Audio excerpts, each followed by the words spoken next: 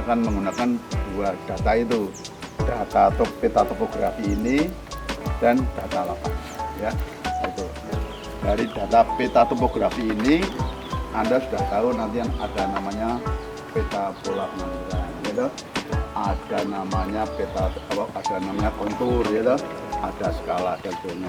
Nanti di Gunung Temas nanti sana kita kan bisa melihat beberapa pandangan morfologi yang mencakup daerah Baya itu kelihatan semua. Ini sudah 70 tapi masih kuat ya, karena sudah biasa 40 tahun kita di sini. Ya. Tapi jalannya mungkin lupa, nanti Pak Brani atau bisa bantu saya karena dalam mandat ini. Ya, monggo deh. Ya.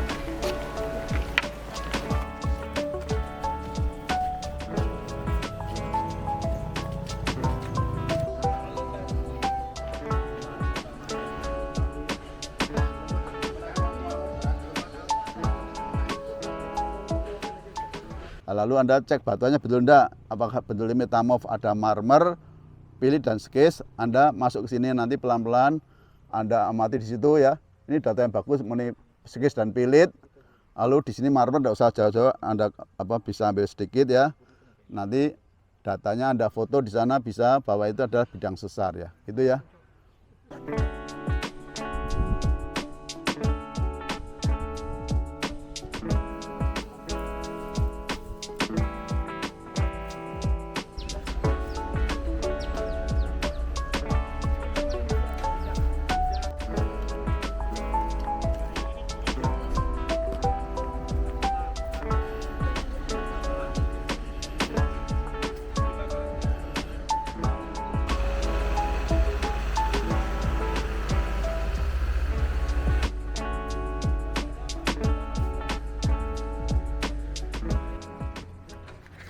Sama-sama dia batuan metamorf, urutannya kan pilit baru skis ya toh. Ya.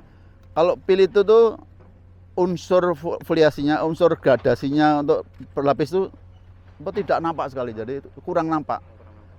Jadi kalau untuk skis itu ini ya, ini sudah ada kesan berlembar tipis-tipis ini sudah muncul. Jadi ini ya, kalau anda lihat di sana ya, itu ya, itu kan sudah ada gejala pelembarnya nampak ya, itu foto singkapan yang bagus itu sudah muncul. Kalau skis, kalau pilit belum. Ya, itu aja. Jadi bedakannya bahwa unsur skistosanya itu kalau skis muncul. Bahkan nanti kalau ada nama skis mika atau skis apa itu gagal sekali, ya toh. Tapi kalau pilit belum. Pilit itu masih seperti lempung tapi sudah termetamorf, tapi belum muncul unsur lembarannya belum muncul. Itu paling gampang, ya.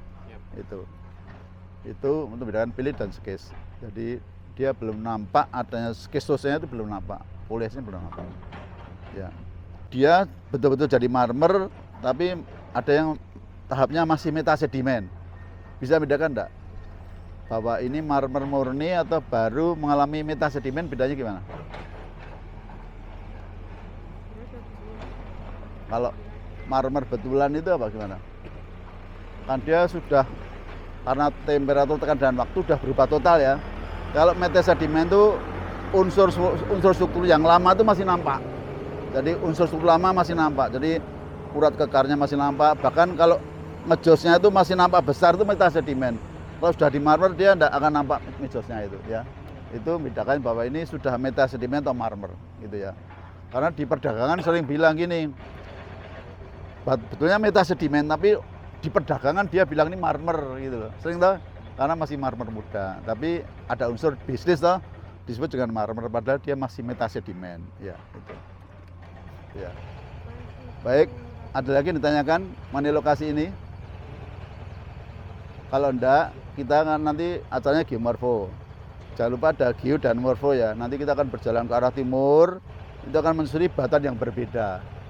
Nah, perubahan satuan batuan itu akan mempengaruhi mengenai satuan bentang alam atau satuan bentuk lahan. Jangan lupa ya. Jadi perubahan litologi itu bisa berpengaruh pada penamaan satuan bentang alam atau satuan bentuk lahan. Ya. Karena nanti kita akan berjalan ke timur itu melewati beberapa batuan yang berbeda. Jadi kalau ini banyak metamorf, nanti sana akan kita jumpai batuan sedimen, terutama gamping. Tapi perubahannya hati-hati nanti kita lihat, ya dah. Lalu akan ke sana. Setuju ya? Oke, mari kita ke sana.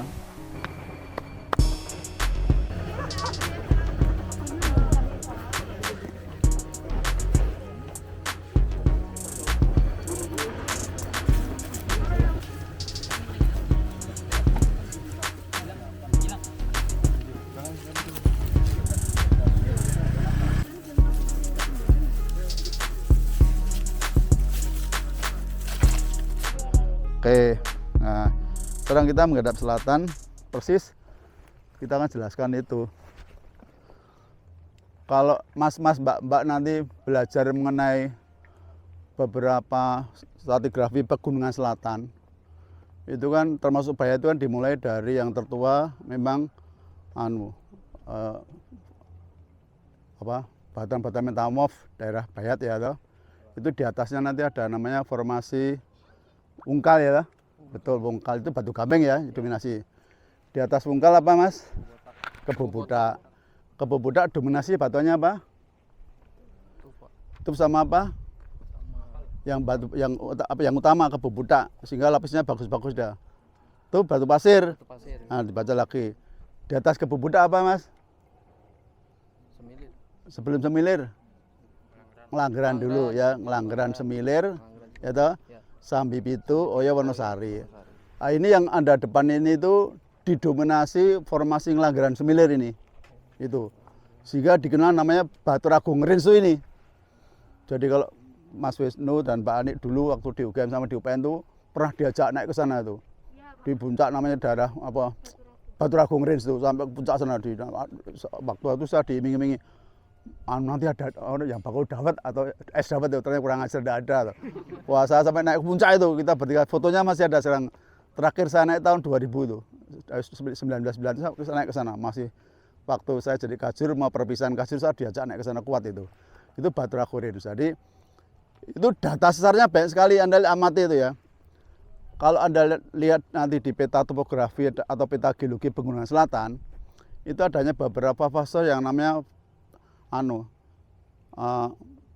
sesar bertangga atau apa nama bahasanya, ada trap-trap bertangga itu ya. Anda lihat itu. Di paling belakang lo depannya ada yang dulu istilahnya apa? Triangular facet itu pernah dengar toh? Triangular facet atau shading segitiga itu loh. Anda lihat tuh Mas? Itu jadi di paling belakang itu tinggian itu, lalu depannya ada lagi, bawahnya ada bukit lagi. Dicirikan adanya itu triangular facet atau shading segitiga itu. Itu data dasar yang bagus ya toh. Lalu bawahnya lagi ada morfologi yang beda lagi. Jadi pada waktu Anda nanti lihat peta topografinya itu ada lineamen 3 yang berubah yang batasnya tajam. Yang paling belakang sana itu ada lineamen lurus betul. Terus di bawahnya nanti ada juga garis kontur yang rapat-rapat memanjang betul. Lalu di bawahnya ada lagi gawir namanya. Jadi dari data itu, dari data rendahan sampai tinggian itu namanya gawir itu bagus sekali. Namanya escarpment tuh.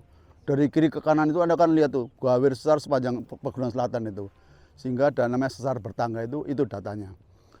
Di sana nanti ada, kalau Anda pernah waktu jadi Glusutra pernah dengar tuh itu ada namanya apa satunya lagi sebentar.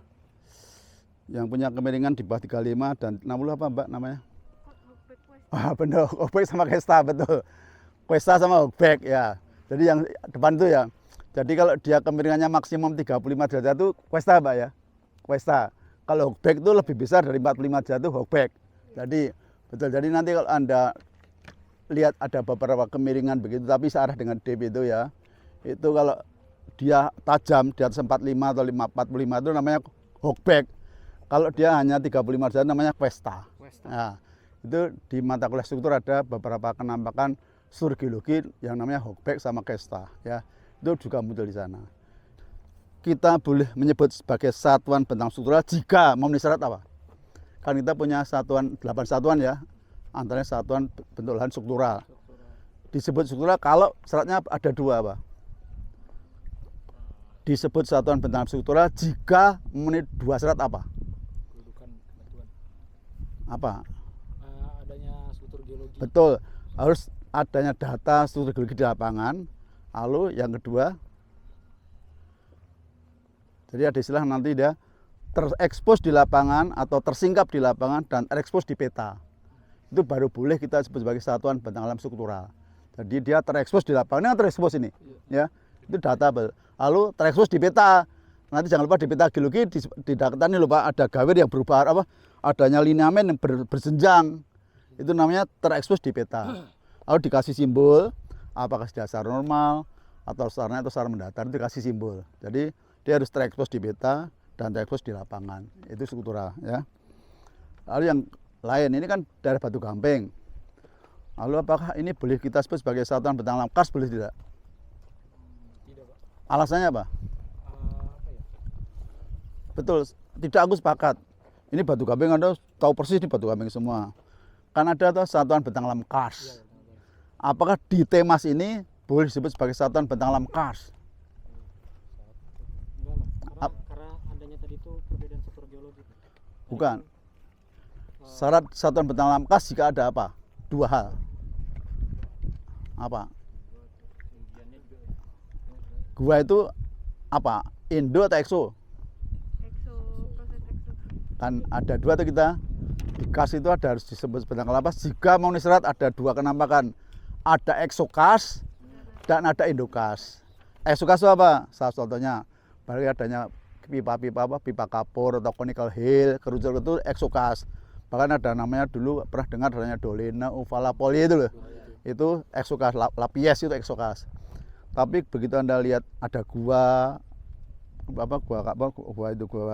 ada sungai bawah tanah, pada Islam itu namanya endokars. Jadi kalau kita punya dua data eksokars dan indokars, baru boleh disebut sebagai bentang alam kars. Karena kars itu punya syarat batu gampingnya harus tebal. Tebalnya berapa? Lebih besar 250 meter. Jadi batu gampingnya tipis, tidak mungkin terjadi kars. Maka kriterianya di bentang alam kars itu jika memenuhi syarat lapisan batu gampingnya tebal. Dari mana ya? Kita orang geologi diukur dengan MS, gitu. MS diukur dari bawah ke atas, measuring section toh. Nah, kalau tebalnya di bawah itu jelas tidak mungkin. Tapi selama saya first survey di sini, saya tidak menjumpai endokars dan tidak menjumpai eksokars. Sehingga ini tidak boleh disebut sebagai bentang alam kars. Acara geomorfologi harus tahu persis morfologi pegunungan selatan sampai daerah Bayat. Untung Pendul kelihatan ya toh. Pendul itu batuan apa? Kelihatan dari sini. Kira-kira batuan apa? Sedimen atau beku? Lihat peta topografi Anda loh.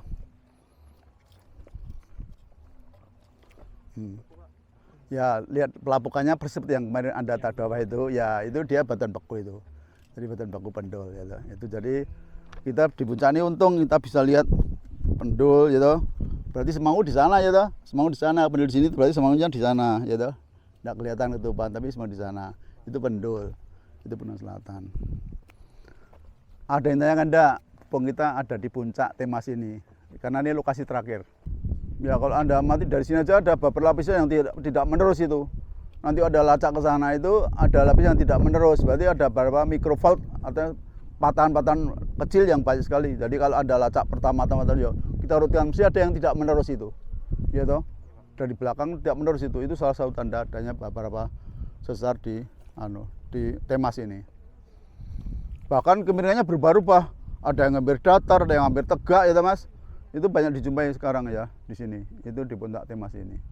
Kalau melihat peta topografi ini ya, siapa tahu nanti Anda diminta untuk membuat peta geomorfologinya. Jadi minimal Anda harus ada namanya nanti satuan bentang alam fluvial karena ada Sungai Dengeng toh nih ya toh. Sungai Dengeng ini kan ya toh, Kali Dengeng loh Mas, ya toh. Berarti sekitar Kali Dengeng ini Anda akan plot sebagai dataran atau satuan bentang alam fluvial ya toh, karena pengaruh sungai ya toh. Lalu untuk daerah metamorf itu karena dia sudah pelapukannya tinggi, Anda bisa plot sebagai satuan bentang alam dinodasional ya toh. Itu. Lalu yang di Pendul saya nanti itu bahasa bentang alam vulkanik, dia batuan bekunya bagus itu. Itu banyak dijumpai itu ya toh. Lalu ada struktural nanti di sekitar Joko Tua dimasukkan itu karena datanya banyak nih, kelurusannya banyak itu. Ya, itu kan ada perubahan hubungan dari ini barat timur lalu berubah ke arah utara selatan. Ya. Ini juga kerakitan juga ini. Kalau ada peta kerakitan itu loh, Mas. Ini. Coba lihat semua kerakitan. Ini kan Melinam ini arahnya apa? Timur laut barat daya ini. Ya, ini ada juga nih. Morfologi yang relief yang hampir barat timur ini. Ya, Manjang ini juga ini terjal ini juga bisa dipakai itu. Itu ya. Berarti kalau suatu gunung itu didominasi oleh batuan beku, berarti bentuk asalnya itu vulkanik atau struktural, Pak? Ya, begini. Hati-hati, pertanyaan bagus. Kalau didominasi batuan beku, apakah vulkanik atau struktural? Kita pegang dulu pertama struktural. Disebut sebagai bentang alam struktural jika, jangan lupa tadi itu, ada data lapangan yang terekspos, tersingkap, dan di peta nampak. itu struktural. Ya sekali lagi jangan lupa hati-hati. Kalau struktural itu jika terekspos di lapangan dan terekspos di peta. Ya, kalau di lapangan tidak nampak jangan disebut. Kalau di lapangan nampak oke. Oh di peta ada enggak? Oh bener ada datanya kelurusan sungai atau kelurusan bukit itu nampak bagus. Ya, kalau vulkanik jangan lupa dia mesti produk vulkanik ya, produk kali ini mesti batanya beku lava tufa ya toh. Nah itu produk vulkanik ya toh. Lalu ingat di dalam vulkanik kita ada namanya puncak, pusat, lalu proksima, distal dulu ya. Nah itu dicek dulu. Karena kita kalau di vulkanik itu kan nanti kita mau pakai Volstrat. Stratigrafi pakai satuan Volstrat itu jika ada memenuhi syarat tahu sumbernya, tahu genetiknya, tahu produknya itu Volstrat. Ya, nanti Anda baca di namanya sandi stratigrafi. Ada namanya satuan vulkanostratigrafi. Dipakai jika 3 hal terpenuhi. 1, tahu sumbernya. Sehingga ada kuluk, gumuk dan sebagainya itu loh. Pernah tahu bergoda itu. Dibaca nanti. Kuluk, gumuk itu tahu sumbernya. Kedua, tahu genetiknya. Genetik itu genesa. Yang ketiga, tahu produknya itu baru pakai Volstrat. Maka seseorang yang mau studi Volstrat itu harus pakai citra. Teman-teman supaya tahu ini mau gumuknya atau kuluknya ya toh. Lalu diinventasi. Lalu mana sumbernya? Ini seperti apa itu vulkanostratigrafi ya, beku.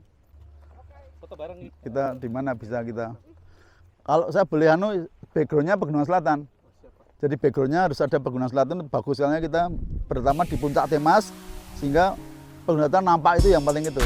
Gimana cara motel bahwa Southern Mountain terwadahi dari foto ini ya. Jadi fotonya dari sana ya toh. Yang penting Pegunungan Selatan dinampakkan ya Mas ya. Ya.